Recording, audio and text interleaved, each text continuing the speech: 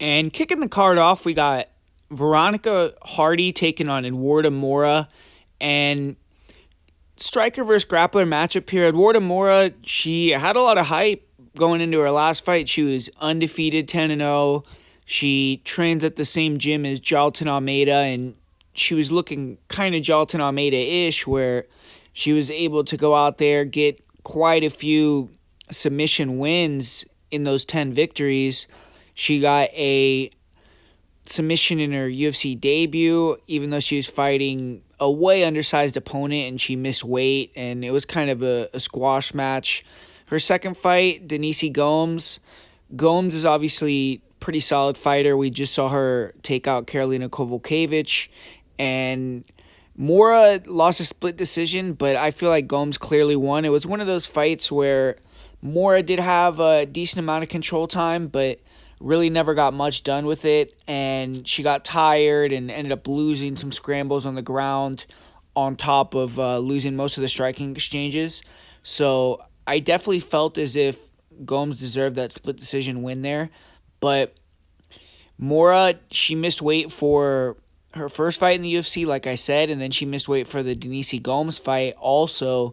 So she's moving up to 125 for this fight, and she's still going to be big because Veronica Hardy, she's someone that used to fight at 115 and moved up to kind of fight at her natural weight, whereas I think Mora probably still is going to cut a decent amount of weight for 125, and I'm sure she was pulling a lot of weight for 115. So we'll see if the lack of a weight cut for Mora makes her a little bit more effective.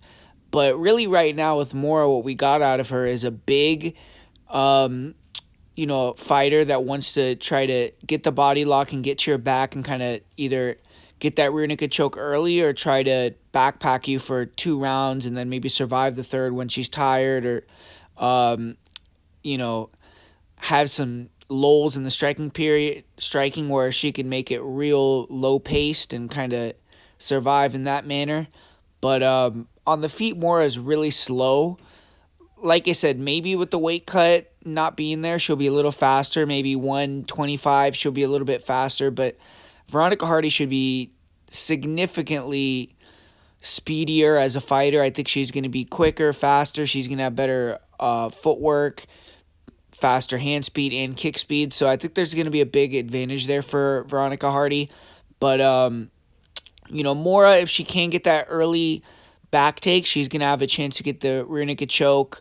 If she can maintain her cardio a little bit better and time some takedowns in the second and third rounds and be able to actually maintain the position unlike she did with Gomes, maybe that could be another path to victory due to not pulling so much weight off. But Veronica Hardy has looked good since she's came back. I feel like she's decent. She's underrated. She just got a victory as a slight underdog against JJ Aldridge, and she's on a 3-fight winning streak. So she has the momentum, and I feel like when she first entered the UFC, she was young. She was 21. She was bouncing around gyms. She was moving from country to country, and I don't think she had really a great backing behind her. And since she, got with Dan Hardy, and I think her personal life got more in order, she got more of a stable environment. It's shown that her talent has kind of proven itself to be where it's at, and I think it's pretty solid. And I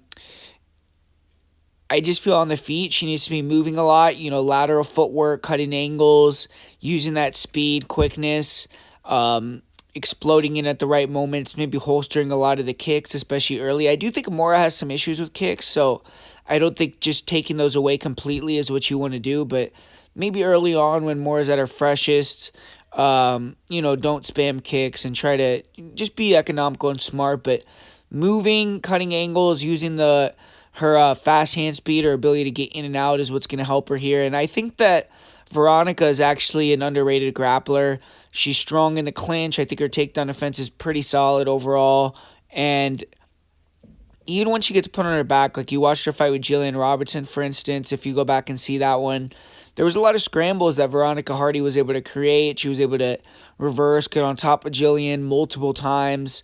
And that's a very solid grappler that's now moved up to 125 as well, or down to 115, excuse me, but was previously at 125, so is a pretty big opponent. And I think that Veronica Hardy will be able to create some scrambles if she does get taken down against some more tired Moura and maybe end up on top.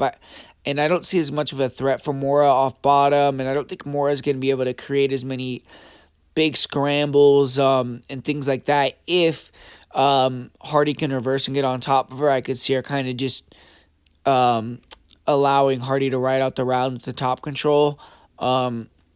But Hardy just has to be careful, if she engages in that grappling, not to get silly, stupid, complacent, caught with the submission. And if she doesn't do that, though, I think she'll win. And I'm going to go with Veronica Hardy via decision.